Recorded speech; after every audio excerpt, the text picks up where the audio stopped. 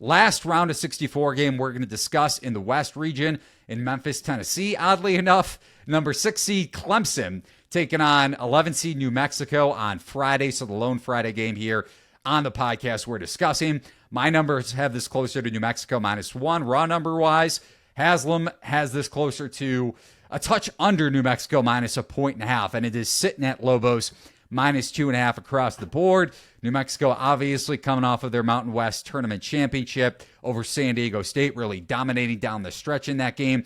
Clemson, on the flip side, I've talked about how much I love them, especially when I bet them to win the ACC tournament. They flame out in the first round of Boston College.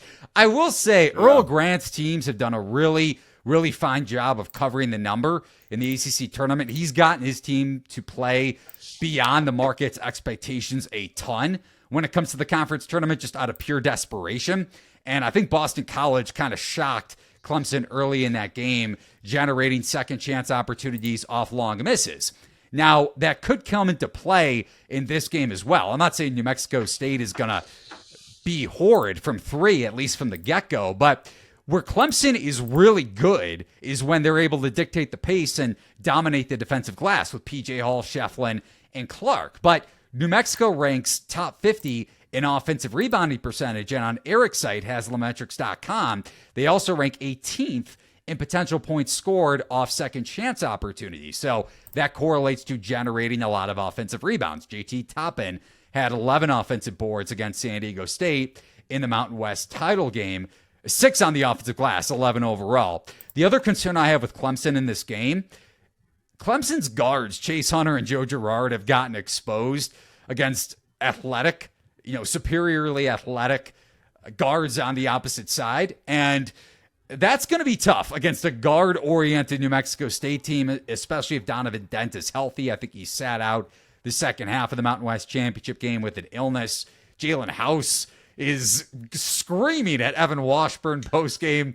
You love his energy, but he also poses a matchup problem against Girard and then Jamal Mashburn. So New Mexico, if they dominate the boards against Clemson, that's a concern. And then the athleticism in the backcourt juxtaposed to Clemson's guards, I have a bit of an issue with. So I think this line may be a little bit inflated per my numbers and per your numbers, Eric, but I can't really get behind Clemson here, even though I liked their long-term outlook a few weeks ago. I think we just jinxed them because we talked, and I think you kind of convinced me with Clemson a little bit when I looked at their numbers. We kind of said coming into that game last week that they had performed above the average since Jack Clark came back, and they were 7-10. Then all of a sudden, 7-10, they performed above the norm. Then all of a sudden, they go into that Boston College game and inexplicably lay the biggest egg of the season. Their worst performance at Haslametrics.com got a negative 36.8 game efficiency rating, which is pretty god awful. But I still believe that in what they can do. I think the positive features to Clemson that you kind of convinced me on is they have, solid conversion rates offensively from all over. They can get to the foul line. They can shoot free throws. All these things are working in their favor. And I think maybe you just kind of get this horrible performance out of the way, and then you move forward and play closer to the norm. Their weakness, as I talked about last week, was defending the 3. It's very similar to Kansas, where they give up far too many 3-point attempts. But that should not really be a big issue against New Mexico. New Mexico offensively, 296th in the country in 3-point attempt rate, only 180th in adjusted 3-point percentage. So the 3-point shot is not going to be a huge part of the arsenal for New Mexico. That allows Clemson a get-right opportunity to get through this round.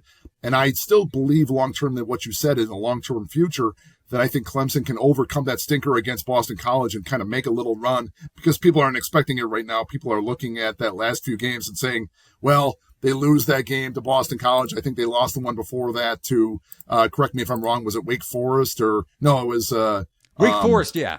Well, it was at Wake Forest. That's correct. So you're looking at 2 losses in a row there, 3 losses out of 4. But again, over the last month or so, they've been a better team than they've been, the 2 months before that. So I think Clemson, a lot of people are sleeping on Clemson.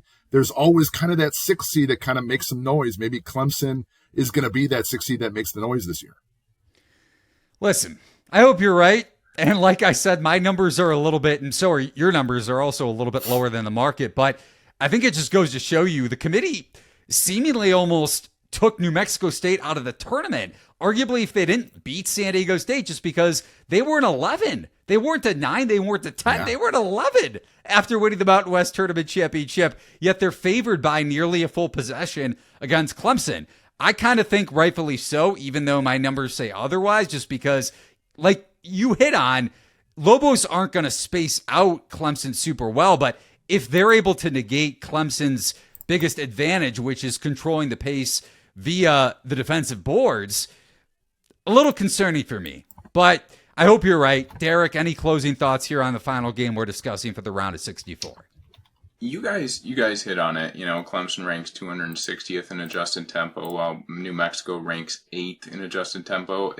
I'm not going to have a bet in this one pregame, because when you have two vastly different styles like this, I just like to let it feel itself out a little bit and then maybe jump in live at a better number. So I'm going to stay on the sidelines in this one.